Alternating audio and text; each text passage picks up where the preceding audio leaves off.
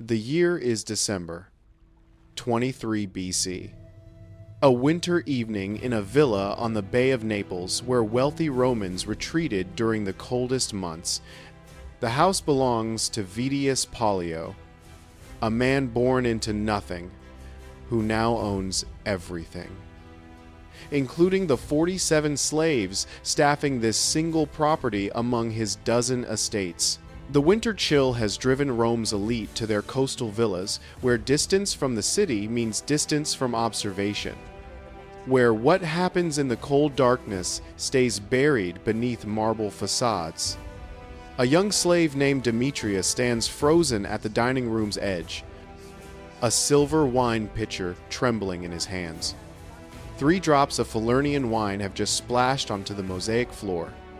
The droplets are smaller than tears. They will change his life forever. Vettius Pollio has stopped mid-sentence.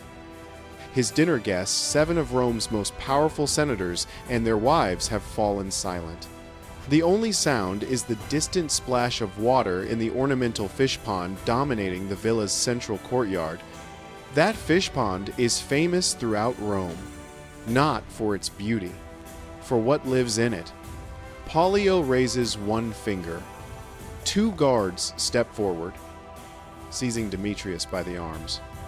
The boy doesn't struggle. He knows struggling makes it worse. He has seen what happens to slaves who spill things in this house.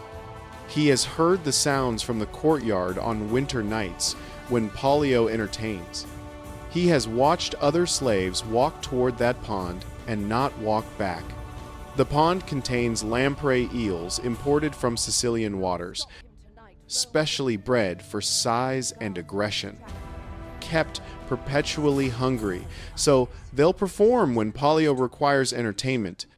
The punishment for minor infractions in this household is being thrown into the pond alive. The eels can strip flesh from bone in minutes. Pollio has timed it. Winter makes it worse. The cold water keeps victims conscious longer as the eels feed. Demetrius is dragged toward the courtyard. He can see the black water ahead. See shapes moving beneath the surface. Hear wet sounds of creatures anticipating food. The dinner guests have risen from their couches to watch. One senator's wife is smiling. Another looks away but doesn't leave. Doesn't object, doesn't do anything except bear witness to what Roman winter hospitality apparently includes. This is when something unexpected happens. One dinner guest steps forward younger than the others, quieter, a man who spent the evening observing more than speaking. His name isn't recorded in the account that survives, but his actions are. He places himself between Demetrius and the pond. He looks at Pollio and says words no guest should say to a host. Words that challenge a wealthy Roman's absolute right over his own property. He says what's about to happen is wrong. Pollio's face contorts with rage. The guest has violated every rule of Roman social conduct. A man's slaves are his own. What he does with them is no one's business. To interfere is to insult the host's dignity, to question his judgment.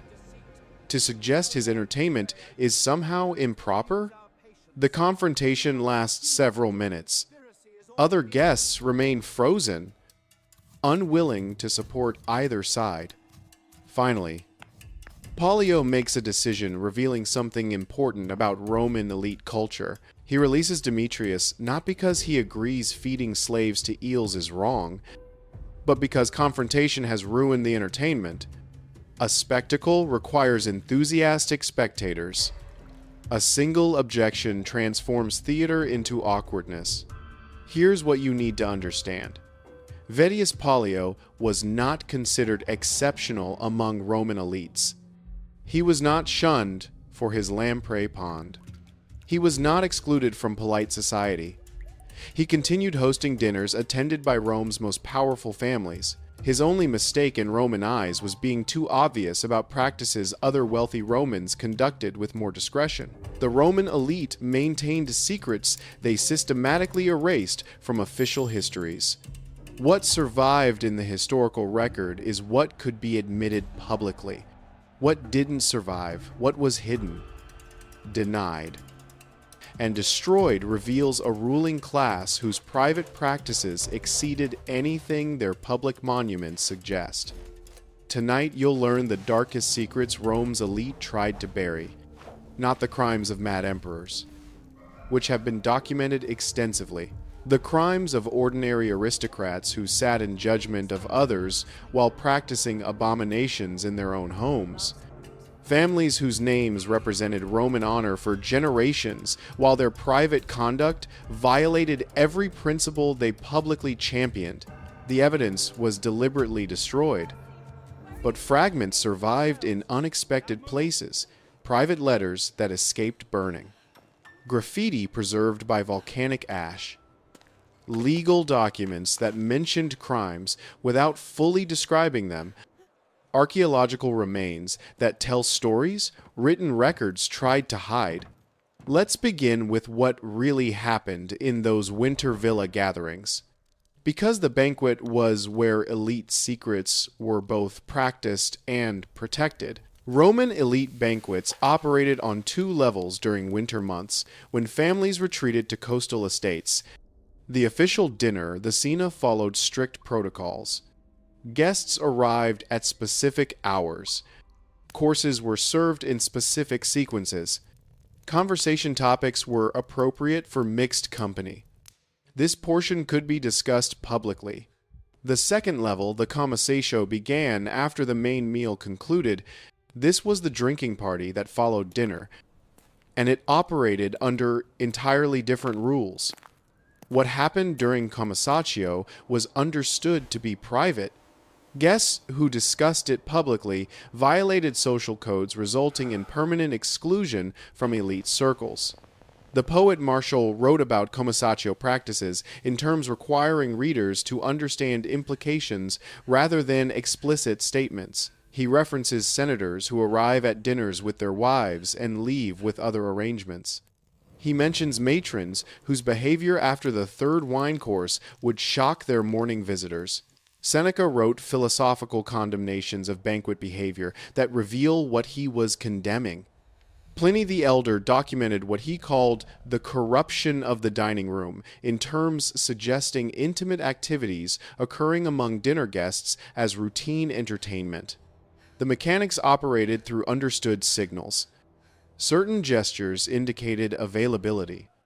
Certain responses indicated interest. Certain couch arrangements facilitated what would follow. Slaves were trained to recognize these signals and facilitate arrangements without explicit instruction. The entire system functioned through implication rather than statement, allowing participants to maintain the fiction that nothing unusual was occurring.